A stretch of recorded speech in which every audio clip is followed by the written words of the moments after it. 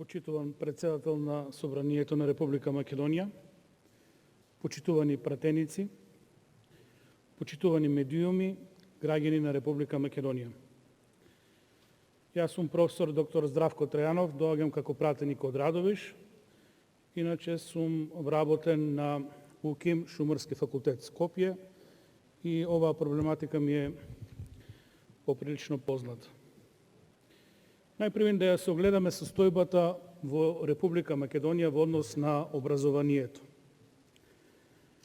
Во Република Македонија според Завод за статистика има некаде околу 187.240 основци кои учат во 987 основни училишта.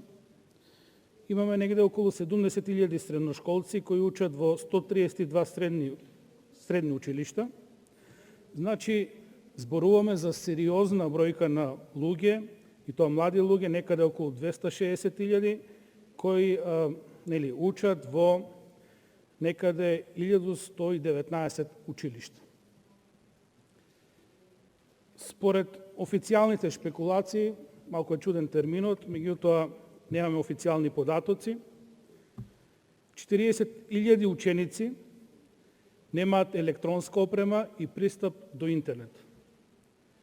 За интернетот мислам дека бројките се многу полоши, затоа што според економскиот извештај на Светска банка број 17 објавен во почетокот на 2020 година, се даваат следниве показатели за Република Македонија.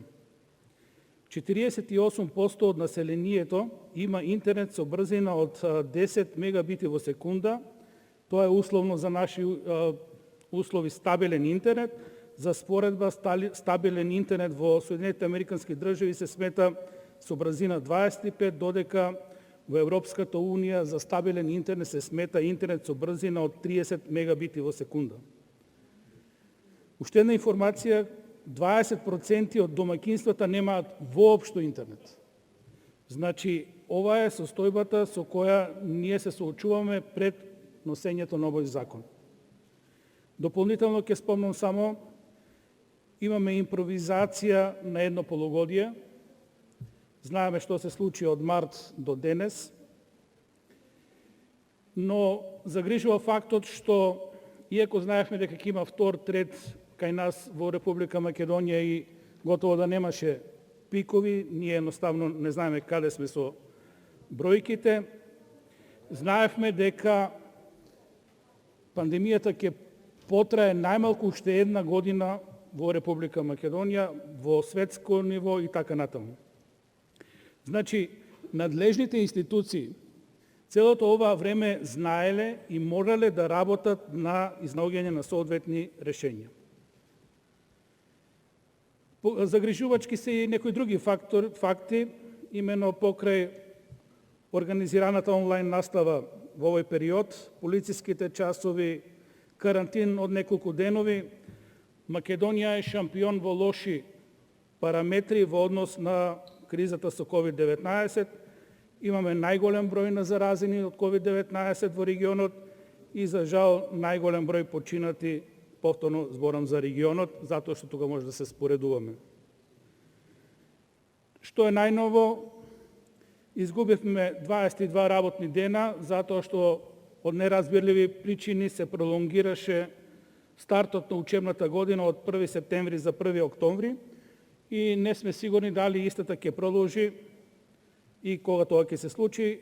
И ова е сериозна загуба, затоа што представува во суштина 1/4 од работните денови, ако се земе во предвид членот кој се предлага дека годината може да заврши со 100 работни дена. Овој период беше поприлично добар од климатски аспект, пандемијата некако се контролира, мислам дека работите ќе се влошуваат. Можеби најинтересно е што изгубивме една голема шанса во образованието генерално, исто да го поставиме како воспитна институција во време на пандемија. Имено како дојде пандемијата, како дојдоа изборите, едноставно децата ги испративме дома и испуштивме можноста преку образованието да ги едуцираме децата како да се однесуваат во време на пандемија. Можеби тоа е најголемата загуба во овој период, затоа што едноставно ги оставивме децата сами да се снаоѓаат како знаат и умеат, што не е добро во секој случај. Па имаме сега една абсурдна ситуација, едноставно младите кога ќе сретнат полицајот ставаат маски, кога ќе помине полицајецот имаме зона на безказливост и се вадат маските по инерција и створивме млади луѓе кои место да бидат носители на одбрамбената линија на пандемијата, едноставно тие не ја доживуваат пандемијата онака како што треба, да бидам искрен, фала Богу и повозрастните така се однесуваме, што е лошо. Сега конкретно за законот. Законот не е во согласност со Уставот на Република Македонија. Ке го цитирам, член 44 од Уставот на Република Македонија. Тој гласи, цитирам, секој има право на образование. Образованието е достапно на секого под еднакви услови. Основното образование е задолжително и бесплатно. Почитувани, согласно Устав, согласно Закон за основно образование, ние мораме да обезбедиме основно образование за секого под равноправни услови. За жал, со еден од членовите, ние предвидуваме онлайн учење. Учење по електронски пат, учење од далечина. Во ситуација кога ви наведов многу податоци и факти, дека некаде околу 40.000 основци, средношколци, немаат електронски уреди, немаат компјутери, многу повеќе од нив немаат интернет. Прашањето е како тие деца да следат настава. Како тие деца да ја завршат годината, затоа што реално ќе водиме евиденција за тие деца присуство, отсуство, и сега што треба да се случи? Затоа што немаат компјутери, треба да ја повторуваат годината. Во медиумите, што ми е драго, иако не е решение, се имаше некои изјави, не знам колку се точни, дека децата кои немаат електронски уреди ќе одат физички во настава. И тоа е окей. И тоа е дискриминација, но барем има шанса. Иначе, вака како што е понуден законот, 40.000 деца немаат шанса. Што побаравме ние како ВМРО да помene? Еден клучен амандман.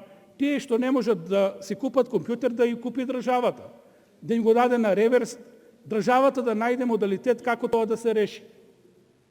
За жал, овој амандман не беше прифатен, што не знам, едноставно е за мене лично како професор разочарувачки. Не можеме да оставиме на улица, да ги оставиме надвор од системот овие 40.000 млади луѓе. Вториот момент, едноставно, одговорностите се префрлаат на владата, за мене е сосема разбирливо како политичар, меѓутоа, прашањето е каде е тука Министерството за образование, каде се општините. Ние поднесовме амандмани, предлозите кои ги носи владата, во однос на почеток, крај на година, прекин на година, трајање на час, сите оние работи кои треба да произлезат во едно адхок решение согласно развојот на пандемијата, едноставно тоа беше заобиколено, оставено на владата. На мене ми е јасно дека за многу кратко време, после физичкото почнување на наставата, одиме 100% на онлайн, па кој како знае да се снајде. Тоа не е решение, колеги. Законот не е во согласност со извештаите на народниот правобранител, едноставно институција која не смеевме да ја занемариме. Ви наброи во својот извештај дека има огромни недостатоци.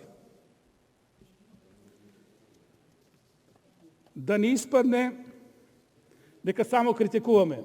Еве ви еден сет на решенја кои треба да размислите да ги прифатите и без разлика што ќе се во спротивна насока со тоа што го утврдува законот. Значи, покрај протоколите за организација на настава и планираните работи за одвивање на наставниот процес, итно треба да се направи следново. Скрининг на наставниците не постар од 48 часа. Брзо да се проверат капацитетите на домашните компании, да се набават компјутери за училиштата, односно за професорите. Ова што се пројавува низ воздух. Смешно е да кажете оти не можете да набавите 40.000 компјутери. Не мора тоа да бидат нашите трговци. Довршете ја Ние мислата. немаме производство на компјутери, па да штитаме собствено производство.